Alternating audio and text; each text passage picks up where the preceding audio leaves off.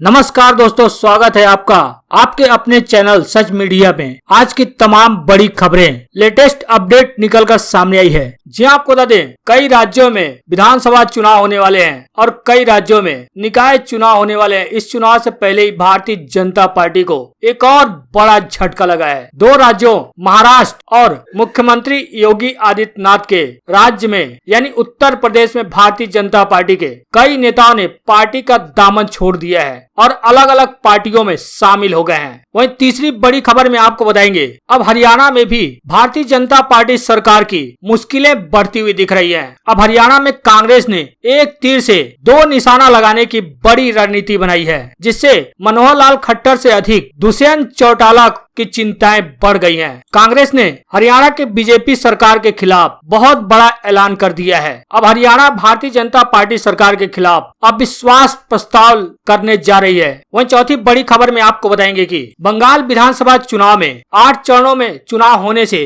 किस पार्टी को ज्यादा फायदा मिल सकता है और किसका खेल बिगड़ सकता है, आपको एक रिपोर्ट के जरिए पूरा विस्तार से समझाएंगे। लेकिन इससे पहले आपसे छोटा सा रिक्वेस्ट है, इस वीडियो पर अपना एक लाइक जरूर दें और साथ ही चैनल को सब्सक्राइब कर घंटी को जरूर दबा लें, ताकि आने वाले सभी अपडेट आपको तुरंत मिल सके।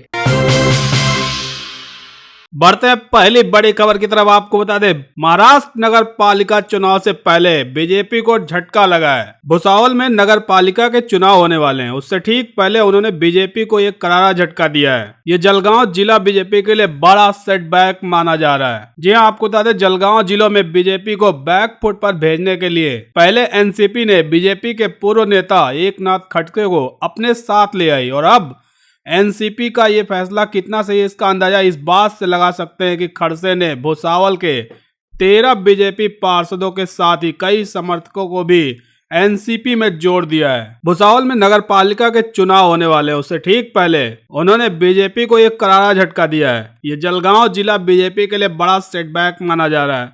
एनसीपी के इस खेल के बाद बीजेपी की मुश्किलें बढ़ा दी है। इसके चलते जिला स्तर पर बीजेपी को भारी नुकसान हो सकता है। दूसरी तरफ भुसावल में जो हुआ उससे भी बीजेपी की चिंता बढ़ गई है। भुसावल में कुछ ही महीनों में चुनाव होने वाले हैं। ऐसे में 50 से ज्यादा बीजेपी के समर्थक एनसीपी में जाने से बीजेपी के सामने नए चेहरे लाने की एक नई बड़ी चुनौती बन गई है। भुसावल बीजेपी के विधायक संजय सावकरे का कहना है कि इससे पार्टी रुकने वाली नहीं है। हमारे कुछ पार्षद एनसीपी से जुड़ गए हैं, लेकिन उन्होंने पार्टी को अपना इस्तीफा नहीं दिया है। समर्थक जाने से पार्टी को झटका जरूर लगा है, लेकिन इससे काम नहीं रुकेगा। इस मामले में एनसीपी के पूर्व विधायक संतोष चौधरी का दावा है कि अब लोग खुद ही बीजेपी को तड़ी पार करना चाहते हैं। एनसीपी के परिसंवाद यात्रा में यह साफ दिखाई दिया। भुसावल नगर पालिका में बीजेपी की सत्ता है, लेकिन पिछले 4.5 सालों से शहर का विकास होने की जगह शहर कई साल पीछे चला गया है। मूलभूत सुविधाएं भी यहाँ नहीं दी जा रही हैं। ये सबसे बड़ा दुर्भाग्य है। बीजेपी में तानाशाही है और इसी के विरोध में कई पार्षद हमसे जुड़ रहे हैं। शहर का विकास ही हमारा मकसद है, यह बात जनता जानती है। हमें पूरा विश्वास है कि जनता हमें ही मौका देगी। तो वहीं अगली बड़ी खबर में मायावती के गृह जिले में बीजेपी को बहुत बड़ा झटका लगा है। जी हां, उत्तर प्रदेश विधानसभा चुनाव 2022 से पहले बहुजन समाज पार्टी सुप्रीमो व पूर्व सीएम मायावती के गृह जनपद में फिर से अपनी ताकत बढ़ाने में जुट गई हैं। पिछले दिनों बसपा को इस कयावत में बड़ी सफलता मिली। जिला पंचायत के पूर्व चेयरमैन विजेंद्र सिंह भाटी अपने बेटे अमन भाटी व सैकड़ों समर्थकों के साथ भाजपा छोड़कर बसपा में शामिल हो गए। जिले में उनका काफी प्रभाव माना जाता है। इससे राजनीतिक समीकरण भी बदल सकते हैं। उन्होंने बसपा के पश्चिमी उत्तर प्रदेश के प्रभारी शमसुद्दीन राइन व मुख्य सेक्टर प्रभारी मेरठ मंडल राजकुमार गौतम की मौजूदगी में पार्टी की सदस्यता ली। आपको बता दें कि विजेंद्र भाटी प्रदेश के पूर्व मंत्री व पश्चिमी उत्तर प्रदेश के कद्दावर नेता नरेंद्र भाटी के छोटे भाई हैं। विजेंद्र भाटी 2 बार सपा के जिलाध्यक्ष व 2 बार जिला पंचायत के सदस्य रहे हैं। उनके बेटे अमन भाटी भी 1 बार जिला पंचायत के सदस्य रहे हैं। सपा के टिकट पर विजेंद्र भाटी ने 2012 में जेवर विधानसभा से चुनाव लड़ा था। जिले में सपा विरोधी लहर के बावजूद वे 35,000 से अधिक वोट पाने में कामयाब रहे थे। राजनीतिक गलियारों में यह चर्चा आम रही कि विजेंद्र भाटी ने अपने दम पर 35,000 से अधिक वोट हासिल किए। हालांकि पिछले लोकसभा चुनाव में वह सपा छोड़कर भाजपा में शामिल हो गए थे। बुधवार को बसपा ने ग्रेटर नोएडा के बिल्डिंग पैलेस में कार्यकर्ता सम्मेलन किया, जिसमें बड़ी संख्या में लोग आए। सूत्रों के अनुसार बिजन भाटी ने अपने बेटे अमन भाटी को बसपा जिला पंचायत चुनाव में उतार सकती है। विधान परिषद सदस्य प्रदीप जाटव, जिलाध्यक्ष लक्ष्मी सिंह, पूर्व मंत्री करतार नागर, पूर्व विधायक सतबीर गुज्जर, वीरेंद्र ढाड़ा, नरेंद्र भाटी ढाड़ा, गजराज नागर, सतबीर नागर, ओम प्रकाश सिंह आदि भी वहां पे मौजूद रहे। तो अगली बड़ी खबर में आपको बता दें, हरियाणा में मुख्यमंत्री मनोहर लाल सरकार की मुश्किलें बढ़ गई हैं। जी आपको बता दें, कृषि कानूनों के खिलाफ किसानों के आंदोलन के बीच कांग्रेस ने हरियाणा में सरकार के खिलाफ अविश्वास प्रस्ताव लाने का ऐलान किया है। कांग्रेस की कोशिश मनोहर लाल खट्टर से ज्यादा उप मुख्यमंत्री दुष्यंत चौटाला की भी टेंशन बढ़ा दी है। दरअसल अविश्वास प्रस्ताव का मकसद मनोहर लाल खट्टर सरकार से ज्यादा जननायक पार्टी पर भी दबाव बनाना है, ताकि जनता के बीच चौटाला की पार्टी जजपा की विश्वसनीयता खत्म हो जाए। हरियाणा विधानसभा का सत्र 5 मार्च से शुरू हो रहा है। कांग्रेस सत्र के पहले दिन सरकार के खिलाफ अविश्वास प्रस्ताव लाने का ऐलान कर चुकी है।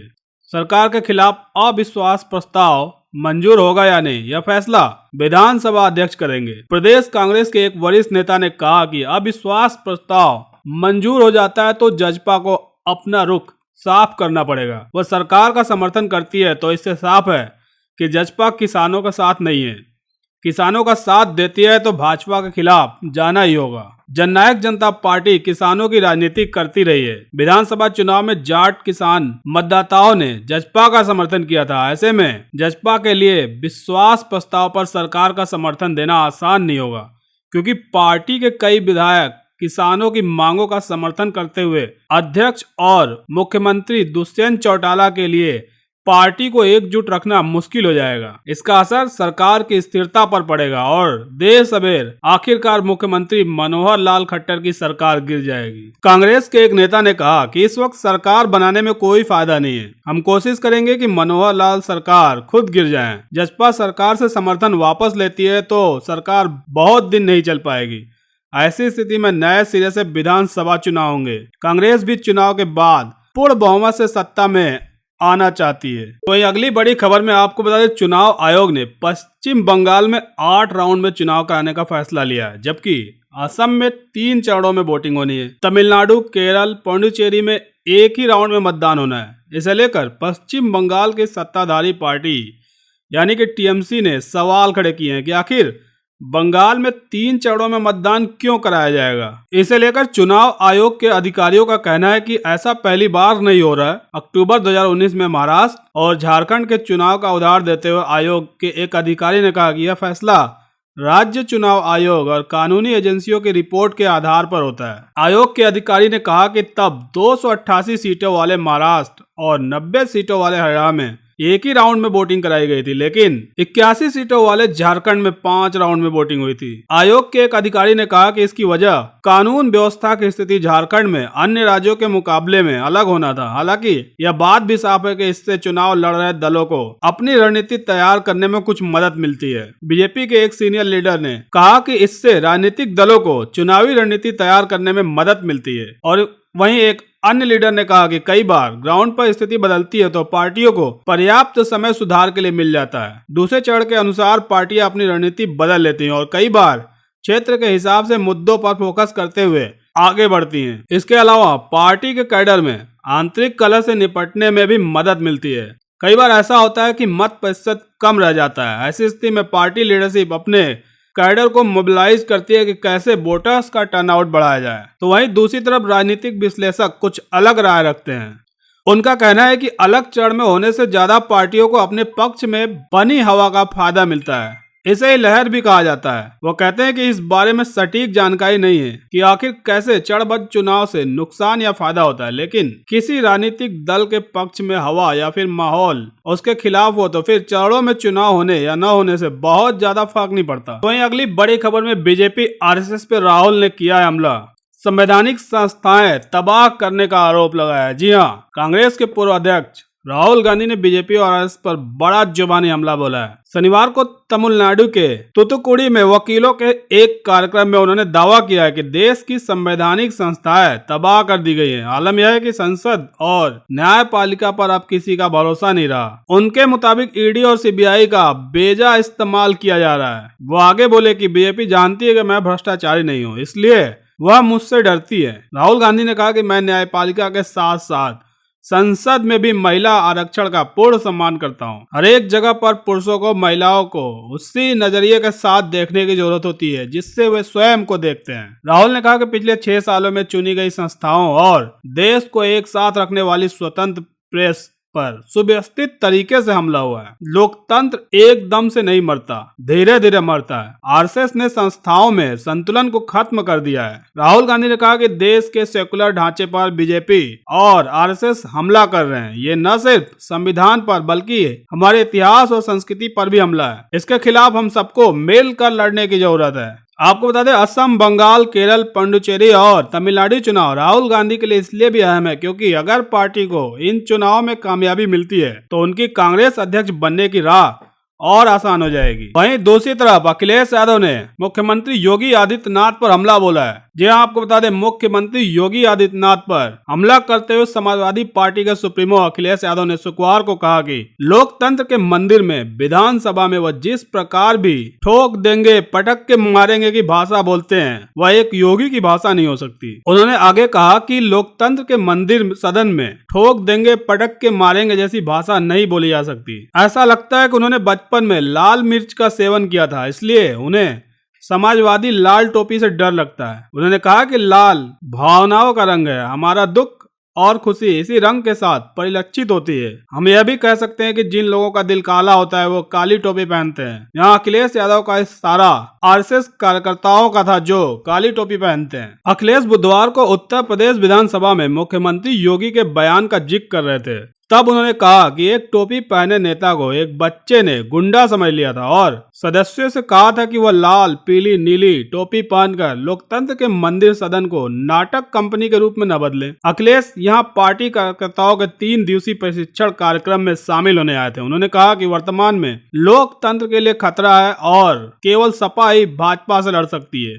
कृषि कानूनों के बारे में पूछे जाने पर उन्होंने कहा कि यह किसानों के लिए डेथ वारंट यानी मौत का फरमान साबित होगा। उन्होंने पूछा कि पेट्रोल और डीजल से मिल रहा लाभ कहां जा रहा है। उन्होंने आगे कहा कि भाजपा राष्ट्रीय संपत्तियों को बेचने जा रही है। सरकार घाटे में है तो बड़ी कंपनियां बेच रही है। खेती में घाटा होगा तो क्या उसे भी उद्योगपतियों के हाथ सौंप दिया जाएगा। उन्होंने कहा कि किसान को एमएसपी नहीं मिली है, नहीं आगे मिलेगी। भाजपा झूठे आश्वासन दे रही है।